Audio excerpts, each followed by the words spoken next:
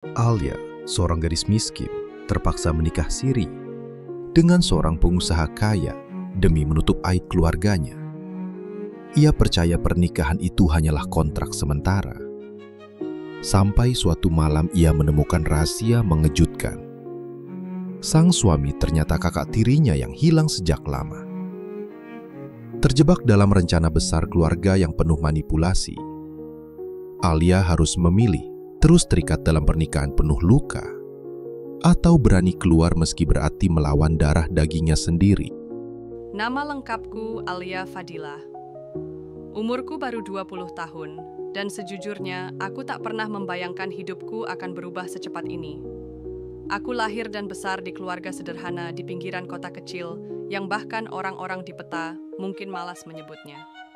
Ayahku dulunya seorang pedagang kecil di pasar, sementara ibuku hanya ibu rumah tangga yang akhir-akhir ini sering sakit-sakitan. Hidup kami masih bisa dibilang normal, sampai ayahku terjerat hutang. Entah bagaimana ceritanya, ayah bisa terjebak dalam lingkaran pinjaman dengan bunga mencekik. Awalnya katanya hanya meminjam untuk modal usaha, tapi usaha itu bangkrut, sementara hutangnya semakin menumpuk. Aku masih ingat malam-malam ketika orang-orang berwajah seram datang ke rumah, mengetuk pintu dengan kasar, menagih hutang sambil mengancam. Saat itu aku hanya bisa memeluk ibu yang terbatuk-batuk di kamarnya. Dari situlah semuanya bermula. Ya, kita nggak bisa terus begini. Aku bisa kerja kok. Jadi pelayan atau apapun. Asal jangan, kataku suatu malam, saat suasana rumah tegang. Ayah menatapku dengan mata merah, entah karena habis menangis atau mabuk. Kamu nggak ngerti, Alia. Orang-orang itu bukan sekadar penagih hutang. Kalau kita nggak segera bayar, nyawa kita bisa jadi taruhannya. Aku diam. Tenggorokanku tercekat, lalu tiba-tiba datanglah tawaran itu. Seorang pria kaya bernama Rafael Arya Satya, pengusaha sukses di kota. Aku bahkan tak pernah mengenalnya. Tiba-tiba saja, ayah bilang, Rafael bersedia menutup seluruh hutang keluarga kami, asal aku mau menikah dengannya. Tidak resmi, tidak dengan pesta, hanya pernikahan siri yang sah secara agama, tapi tidak dicatat negara. Aku masih ingat bagaimana rasanya mendengar kabar itu. Rasanya seperti ada beban 100 kilogram menimpa dadaku. Nikah siri sama orang yang bahkan aku nggak kenal. Ayah serius? Ayah hanya menunduk. Ini satu-satunya cara, nak. Kalau tidak, kita semua habis.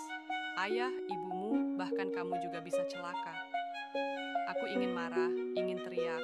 Tapi ketika aku melihat ibu yang terbaring lemah di ranjang, dengan tubuh kurus dan wajah pucatnya, aku tahu aku tak punya pilihan.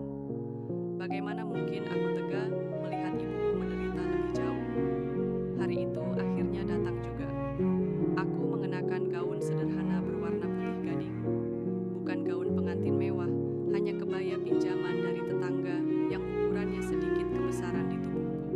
Di cermin, aku hampir tak mengenali diriku sendiri.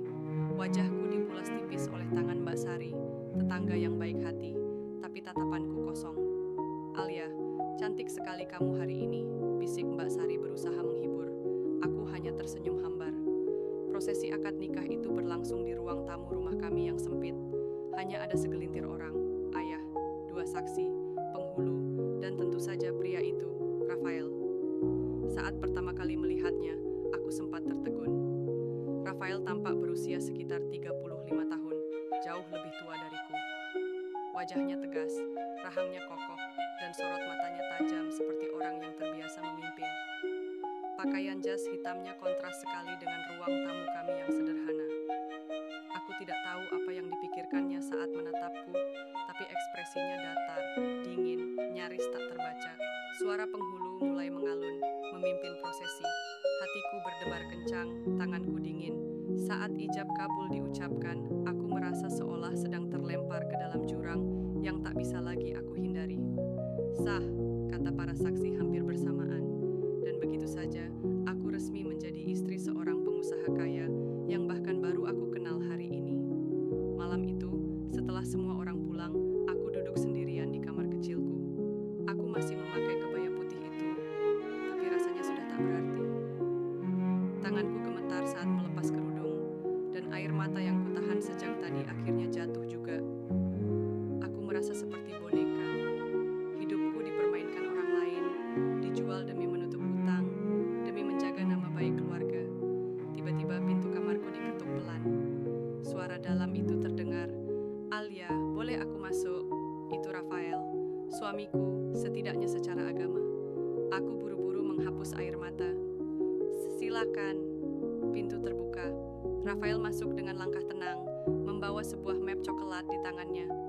Dia duduk di kursi kayu di sudut kamar. Jarak kami cukup jauh. "Aku tahu kamu nggak menginginkan semua ini," katanya dengan suara rendah. "Aku juga nggak mau memaksa, tapi percayalah, semua ini ada alasannya. Kamu hanya perlu menjalaninya sebentar. Anggap saja kontrak sementara." Aku menoleh menatapnya. Kata-kata itu menusuk telingaku. Kontrak sementara. Jadi benar pikirku. Aku bukan istri sebenarnya, hanya istri pinjaman. Aku mengangguk pelan, meski di dalam hatiku ada 1000 tanya. Kalau memang hanya sementara, aku akan bertahan. Tapi jangan harap aku bisa bahagia di pernikahan ini. Rafael menatapku cukup lama sebelum akhirnya berdiri. "Aku nggak minta kamu bahagia. Aku hanya minta kamu percaya. Waktu akan menjawab semuanya." Dia lalu pergi meninggalkan kamar. Aku terdiam, hati. Hari-hari pertama setelah menikah, Siri terasa janggal. Aku pindah ke rumah Rafael, sebuah rumah megah di tengah kota. Rumah itu begitu luas, dindingnya berlapis marmer, jendela besar-besar, dan ada chandelier menggantung di ruang tengah. Semua tampak indah, tapi bagiku justru menakutkan. Aku seperti tikus kecil yang tersesat di istana. Rafael jarang ada di rumah. Dia selalu sibuk, berangkat pagi pulang larut malam. Kalaupun kami bertemu, suasana di antara kami dingin dan kaku. Dia memperlakukanku dengan sopan, tapi tak pernah ada sentuhan romantis seperti layaknya suami istri. Kadang aku merasa dia sengaja menjaga jarak. "Alia, aku sudah siapkan kartu ATM atas namamu. Kalau butuh sesuatu, gunakan saja. Jangan sungkan," katanya suatu malam sambil menaruh kartu itu di meja. Aku mengangguk pelan. "Terima kasih." Tapi dalam hati aku heran. Untuk apa semua ini? Kenapa pria sekaya dia tiba-tiba menikahi gadis miskin sepertiku hanya untuk kontrak sementara? Ada apa di baliknya? Aku mencoba bertahan, meyakinkan diri bahwa ini hanya sementara, bahwa suatu hari aku bisa keluar, bebas dari semua ini. Suatu sore, rasa penasaranku tak bisa lagi dibendung. Rafael sedang pergi, dan aku kebetulan sedang membersihkan ruang kerjanya di lantai 2. Ruangan itu biasanya selalu terkunci, tapi entah kenapa kali ini pintunya terbuka sedikit. Aku ragu sejenak, tapi langkah kakiku malah melangkah masuk. Ruangan itu penuh dengan rak buku, berkas-berkas, dan aroma wangi kayu mahal. Di atas meja ada map coklat yang tak tertutup rapat. Aku tak tahu setan apa yang merasukiku. Tanganku refleks membuka map itu. Di dalamnya ada beberapa dokumen. Salah satunya foto lama yang agak pudar. Mataku terbelalak saat melihatnya. Itu foto seorang anak kecil perempuan. Aku, saat masih berusia 5 tahun. Aku mengenali gaun yang kupakai, gaun merah bergambar bunga yang dulu sering kubanggakan. Di sampingku berdiri seorang anak laki-laki sekitar 10 tahun, tersenyum sambil merangkul bahuku. Wajah anak laki-laki itu mirip sekali dengan Rafael. Aku tertegun, napasku tercekat. Tangan gemetar saat meraba foto itu.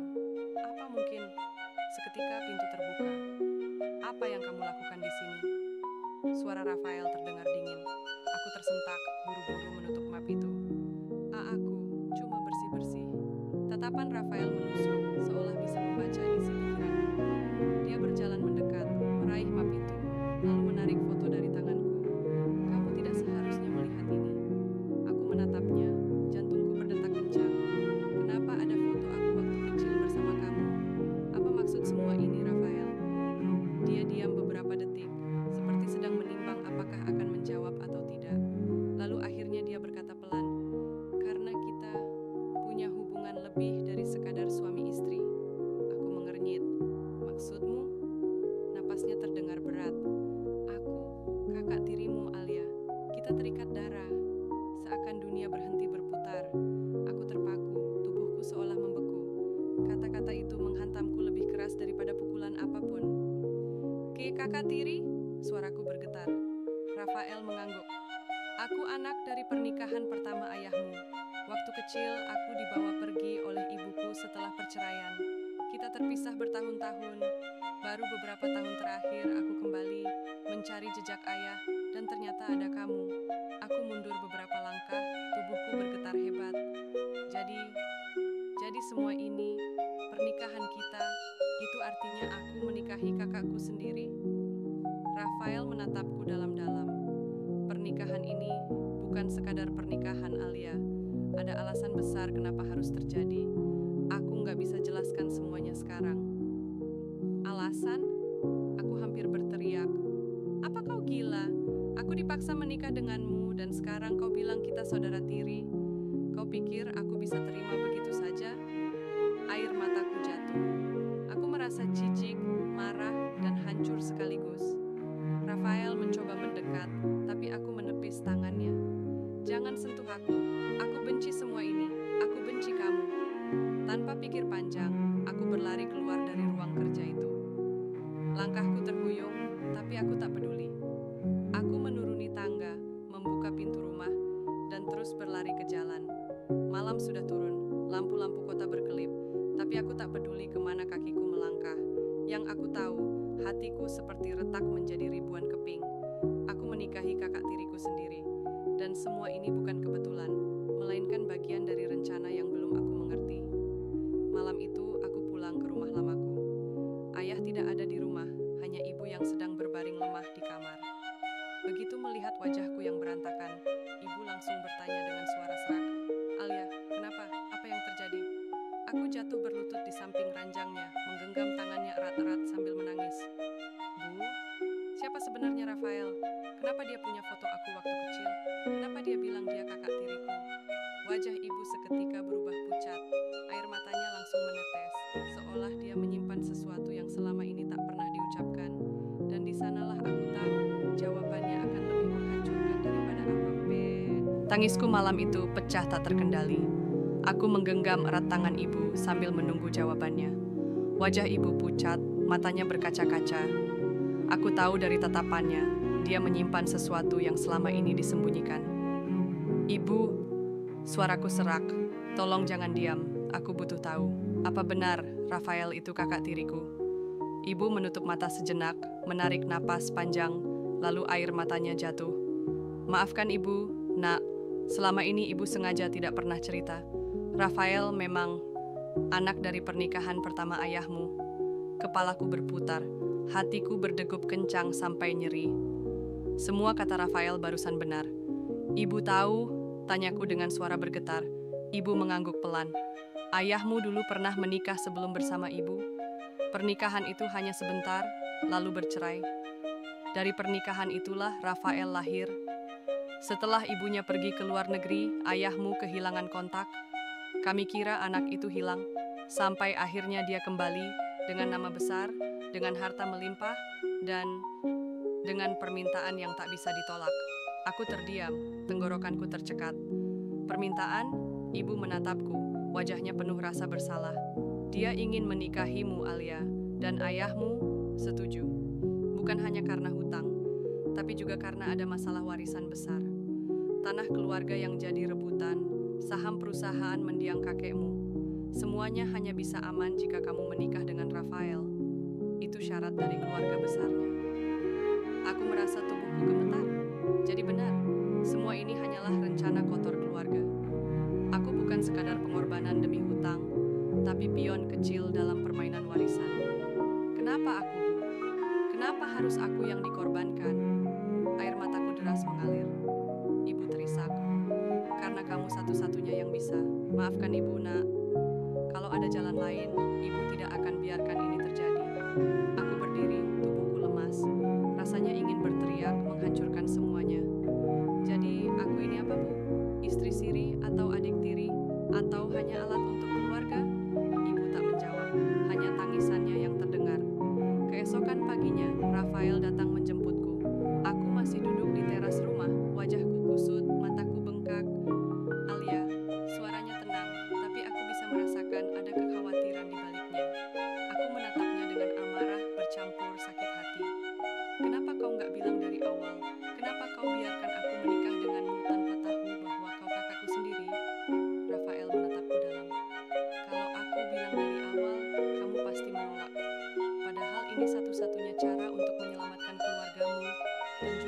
terbangun sendiri. Hartaku? Aku nggak butuh harta itu, bentakku. Dia menghela napas panjang, lalu duduk di sampingku. Alia, aku memang kakak tirimu. Aku tahu pernikahan ini nggak pantas, bahkan mungkin salah. Tapi aku tidak pernah berniat menyakitimu. Aku hanya ingin melindungimu. Ada banyak mata yang mengincar kita, keluarga besar yang penuh intrik. Kalau aku tidak menikahimu, mungkin kamu sudah dipaksa menikah dengan orang asing yang lebih buruk. Aku menatapnya dengan bingung. Kata-katanya terdengar masuk akal, tapi hatiku tetap hancur. Kalau benar begitu, kenapa harus dengan cara ini? Kenapa tidak cari jalan lain? Karena hanya dengan ikatan ini aku bisa berdiri sebagai tamengmu, jawabnya pelan. Aku bisa jaga kamu meski caranya salah. Aku terdiam, air mataku jatuh lagi tanpa bisa kutahan. Rafael meraih tanganku, tapi kali ini tidak kupukul atau kuusir. Dia menggenggamnya erat. Aku janji Alia, pernikahan ini tidak akan berlangsung lama. Begitu semuanya aman, begitu warisan itu selesai diurus, aku akan bebaskan kamu. Aku akan tetap jadi kakakmu, penjagamu, bukan suamimu. Aku menarik tanganku perlahan. Aku nggak tahu harus percaya atau enggak. Hatiku sudah terlalu hancur, Rafael. Dia mengangguk pelan. Aku mengerti. Hari-hari berikutnya aku mulai menjauh. Aku tidak kembali ke rumah mewah Rafael, lebih memilih tinggal bersama ibu. Rafael tidak memaksa, dia hanya sesekali datang, menanyakan kabar, dan memastikan kami aman. Aku mencoba menjalani hari dengan tenang, tapi luka itu tetap ada. Setiap kali mengingat pernikahan siri itu, hatiku ngilu. Aku merasa terjebak dalam rencana yang tidak aku pilih. Namun, perlahan aku menyadari sesuatu. Rafael memang menjaga jarak, tidak pernah sekalipun memperlakukanku sebagai istri. Dia menepati janjinya. Dia lebih sering bertindak sebagai kakak, menjagaku, melindungiku, bahkan menyembunyikan tubuhnya dari gosip masyarakat agar aib ini tidak menyebar. Meski begitu, kebencianku pada keadaan ini tidak hilang. Beberapa minggu kemudian, aku berdiri di depan rumah besar Rafael. Dia memanggilku ke sana untuk terakhir kalinya, katanya ada hal penting yang ingin dia sampaikan. Alia, katanya saat kami duduk di ruang tamu. Hari ini semua masalah sudah selesai, warisan sudah dibagi, saham perusahaan sudah aman, dan hutang keluargamu sudah lunas sepenuhnya. Kamu bebas. Aku sudah menyiapkan surat pernyataan bahwa pernikahan kita hanya bersifat sementara. Kamu bisa pergi kapanpun kamu mau. Aku menatapnya,